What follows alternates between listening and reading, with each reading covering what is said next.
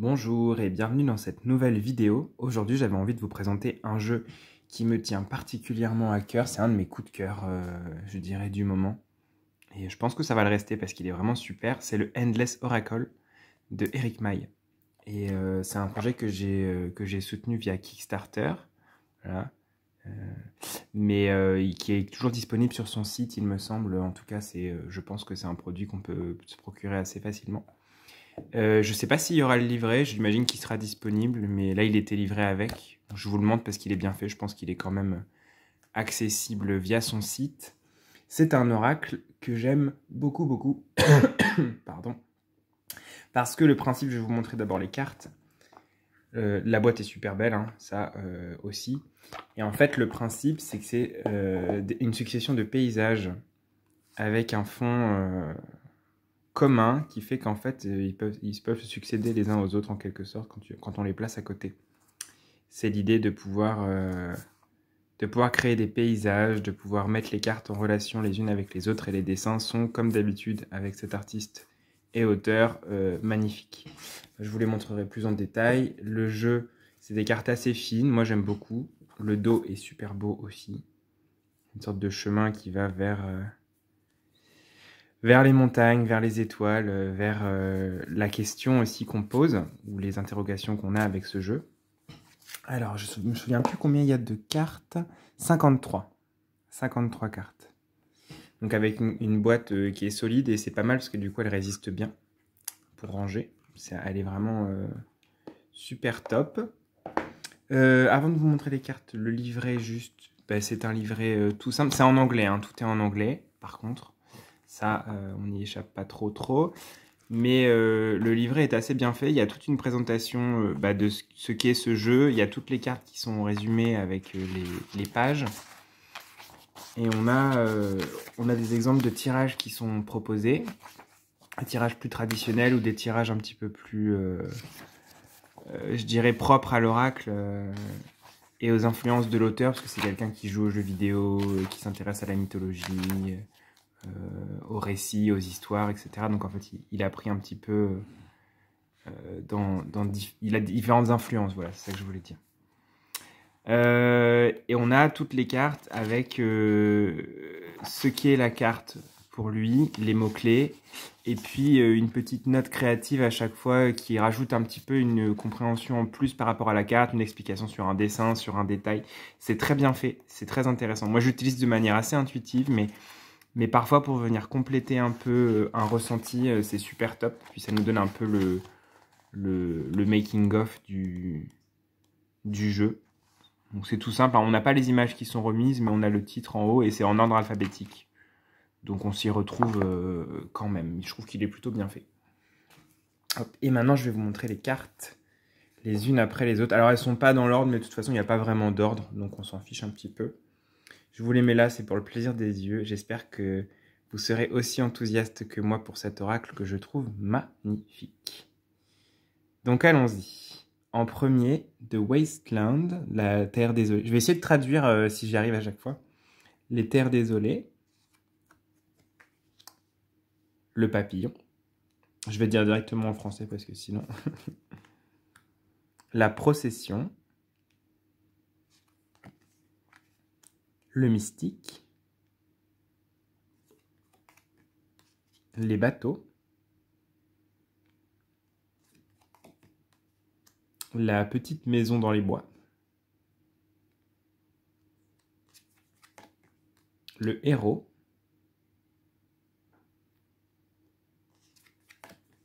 Le fan. Il est trop mignon. Le héros déchu.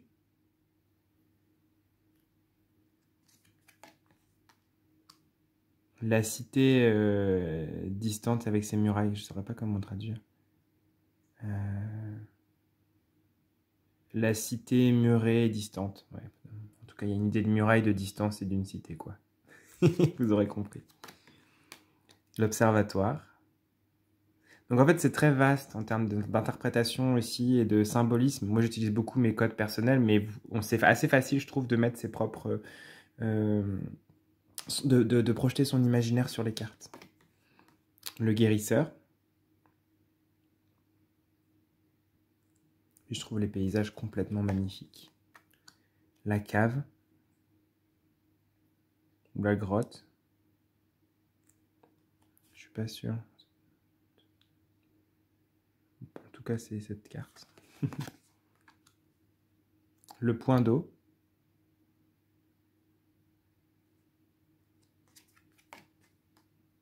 Le pont.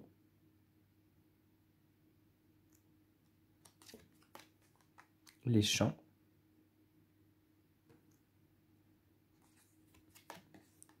Le phare.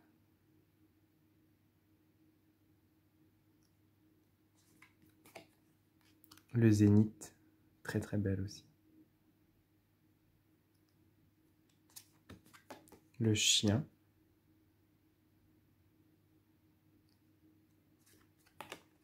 Le pêcheur.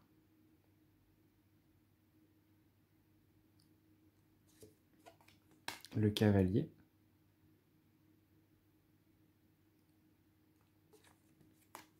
La forêt.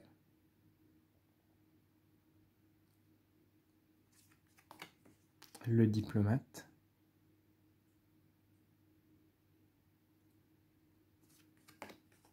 La licorne, évidemment.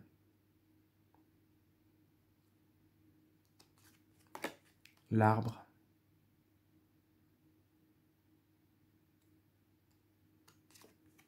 L'épée.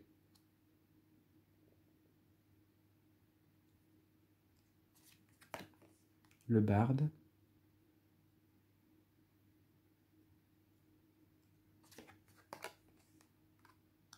La silhouette près du feu.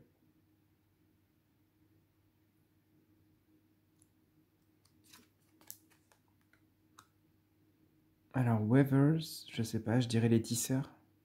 Ah non, c'est knitting, je sais pas. Je saurais pas vous le traduire. Bon. Ça doit avoir un lien avec la toile d'araignée. J'ai pas ce mot, tant pis.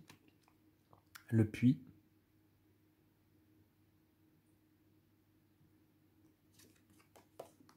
Le palace.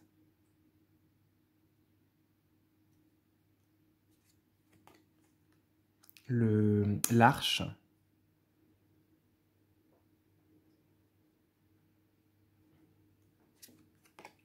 La déesse.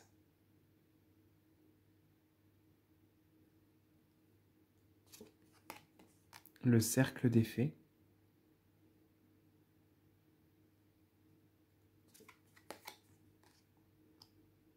La révélation. Je suis pas sûr non plus. Une sorte de fête en même temps. Non, je suis pas sûr de ce mot. Ça vous laisse des petites zones d'interrogation, hein, c'est très bien. Ou alors peut-être vous savez. j'ai pas tous les mots. La fissure. La faille même, je dirais. C'est la faille. Le rift. Ça me fait un cours d'anglais en même temps, c'est très bien. Le cimetière.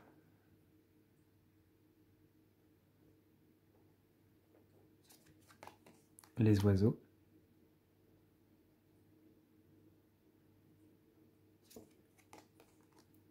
Le rassemblement de nuages ou l'amoncellement de nuages.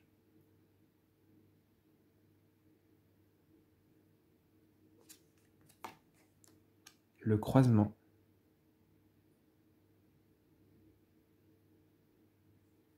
Ça fait très Narnia, je trouve, avec ce lampadaire. C'est peut-être sa référence d'ailleurs.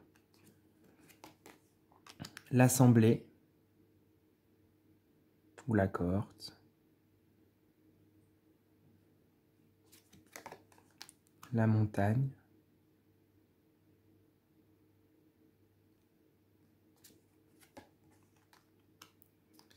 La paire, le duo. Le double peut-être aussi. Il y a plusieurs manières de traduire. Après, vous y voyez aussi, et c'est ça qui est bien, c'est assez vaste, vous y voyez ce que vous voulez. C'est un peu la force aussi de ce jeu. Le coup de foudre.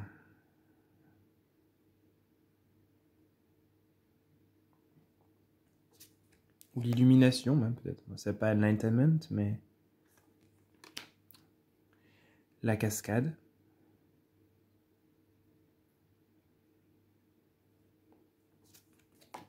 Le marchand.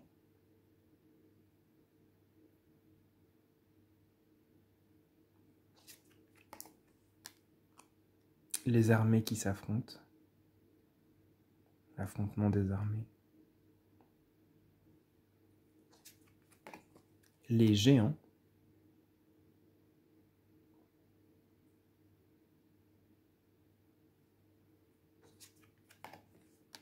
Les sorcières.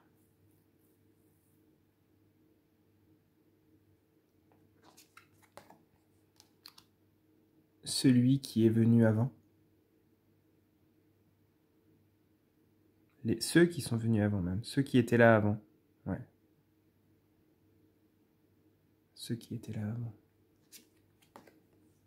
La grenade.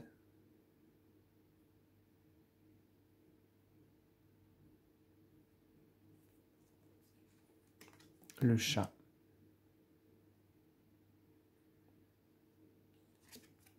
Et la sombre silhouette. Voilà, c'est terminé pour cette présentation du Endless Oracle, qui est magnifique, qui est sublime, que je ne peux que trop vous recommander parce que les images sont très très belles. Le concept de pouvoir faire, de pouvoir poser les cartes les unes à côté des autres, qu'elles se continuent, que ça crée un paysage, je trouve ça très original et très très plaisant, très enthousiasmant. C'est un jeu qui est superbe et je trouve qu'il est assez ouvert pour qu'on puisse un petit peu y mettre nos propres codes et nos propres manières d'interpréter. Voilà, j'espère que la vidéo vous aura plu et que vous aurez été heureux et heureuse de découvrir ce jeu à mes côtés.